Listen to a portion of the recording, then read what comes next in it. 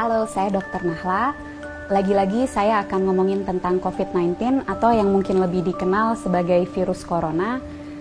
Mudah-mudahan belum pada bosan dan jangan sampai bosan dulu karena banyak sekali informasi sekarang yang beredar, belum tentu betul, masih banyak hoax-hoax yang harus dibasmi, dan bagi teman-teman yang bisa mendapatkan banyak informasi, semoga dapat juga meneruskan informasi ini karena apa yang kita lakukan harus kita mulai dari diri kita sendiri dan kita ajak teman-teman di sekitar kita untuk melakukan hal yang sama. Yang mau kita bahas dan mau saya tekankan sekali lagi adalah bahwa virus corona ini atau yang dinamakan virus SARS-CoV-2 ini adalah virus yang sangat baru. Apa dampak dari fakta bahwa ini adalah virus yang baru? Yang pertama, berarti kita belum tahu pasti sifat dari virus ini. Yang kedua, kita belum tahu pasti efek dan berapa lama efek yang akan disebabkan oleh virus ini. Yang ketiga, belum ada obat yang betul-betul efektif untuk melawan virus ini. Yang keempat, belum ada vaksin yang bisa mencegah seseorang untuk tidak terinfeksi virus ini. Jadi itu yang teman-teman harus selalu ingat. Informasi ini bukan untuk membuat teman-teman panik, tapi untuk membuat teman-teman lebih waspada bahwa memang apa yang sedang kita hadapi ini betul-betul nyata. Dan bersama-sama kita bisa mencegah penularan virus ini lebih luas. Secara umum ketika virus masuk ke dalam tubuh kita, gejala yang ditimbulkan itu mirip-mirip.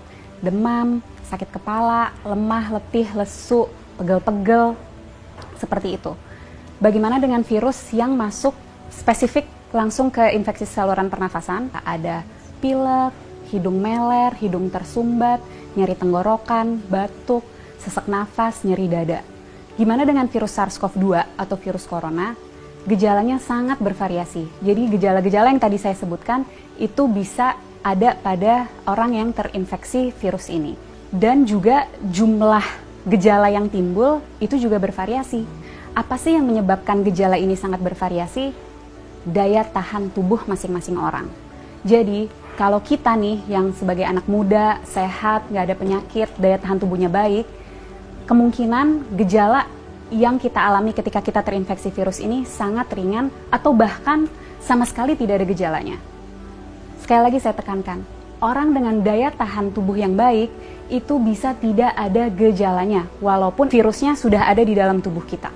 Dan orang dengan daya tahan tubuh yang baik, dia mampu menyembuhkan dirinya sendiri karena pada dasarnya virus itu memang self-limited disease. Jadi daya tahan tubuh kita sendiri bisa membasmi virus itu. Bagaimana dengan orang-orang dengan daya tahan tubuh rendah? Tentunya akan dapat mengalami gejala yang lebih berat. Bisa sampai sesak nafas, bahkan bisa sampai menyebabkan kematian. Siapa saja sih orang-orang yang kita tahu daya tahan tubuhnya rendah? Yang pertama, orang tua yang usianya di atas 60 tahun. Yang kedua, orang-orang dengan penyakit penyerta. Penyakit penyerta itu apa? Jadi penyakit yang biasanya lagi-lagi ada di orang tua, seperti kencing manis, darah tinggi, sakit jantung, sakit ginjal, sakit paru, sakit liver, kanker, dan lain-lain. Nah, orang-orang inilah yang akan sangat menderita ketika dia terinfeksi oleh virus SARS-CoV-2 atau virus corona ini. Untuk kita yang daya tahan tubuhnya baik, ketika kita terinfeksi virus ini, kita bisa hanya dengan meningkatkan daya tahan tubuh kita, terus kita bisa melawan virus ini. Tapi bagaimana dengan orang-orang dengan daya tahan tubuh rendah? Itu yang harus kita pikirkan. Itu yang harus kita cegah supaya mereka tidak tertular virus ini. Jadi, apa yang bisa kita lakukan untuk membantu mereka-mereka yang daya tahan tubuhnya rendah?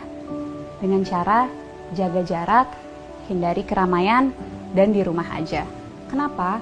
Karena virus ini yang paling kita takutkan dan sudah kita tahu dari virus ini adalah penyebarannya yang sangat amat cepat dan lebih mudah dan lebih cepat di tempat-tempat keramaian. Tapi lagi-lagi jangan panik. Bukan berarti kalau teman-teman yang masih muda dan sehat ini merasa, oh saya ada gejala-gejala COVID-19 nih, ada demam-demam yang sumeng-sumeng, demam rendah, nyeri tenggorokan, sedikit pilek, sedikit batuk, terus harus langsung ke rumah sakit. Bukan itu maksud saya. Bukan berarti kalau teman-teman ada gejala itu harus segera ke rumah sakit. Apa yang harus kita lakukan? Ketika mengalami gejala itu, lagi-lagi di rumah aja, tingkatin daya tahan tubuh dari rumah. Dengan cara apa? Istirahat yang cukup, tidur malam yang cukup, 7-9 jam, makan makanan bergizi, minum air yang banyak, kalau bisa lakukan olahraga atau aktivitas ringan di rumah. Kenapa untuk kita yang muda dan sehat ketika mengalami gejala-gejala penyakit COVID-19 lebih baik di rumah aja dan nggak perlu ke rumah sakit? Karena kita mau memastikan bahwa rumah sakit itu tetap tersedia untuk mereka yang betul-betul membutuhkan. Orang tua, orang dengan daya tahan tubuh yang rendah, dan orang-orang muda yang mengalami gejala berat seperti sesak nafas. Mereka itulah yang harus segera ke rumah sakit. Jadi kita pastikan rumah sakit memang untuk mereka yang membutuhkan. Kalau kita bisa di rumah aja. Bagaimana dengan kita yang tidak ada gejala?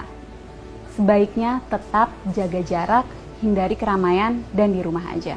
Kenapa? Karena seperti yang tadi sudah sempat saya jelaskan, orang dengan daya tahan tubuh baik bisa jadi tidak menimbulkan gejala apapun. Jadi kalau dari luar dia terlihat sehat, belum tentu tidak ada virus itu di dalam tubuhnya. Dan orang-orang tanpa gejala ini tetap bisa menularkan ke orang lain. Melalui apa? Misalnya, kita lagi ngobrol-ngobrol sambil makan, dia tersedak, batuk, virusnya banyak di situ. Atau lagi di mobil bareng, AC-nya kenceng banget, kedinginan, dia bersin, virusnya ada di situ. Penting untuk kita jaga jarak. Jaga jarak 1 meter untuk memastikan droplet yang keluar melalui batuk ataupun bersin tidak terkena pada kita. Penting sekali untuk kita untuk selalu cuci tangan dengan cara yang benar dan sering-sering untuk memastikan jika secara tidak sengaja kita menyentuh droplet itu, kita bisa membersihkannya.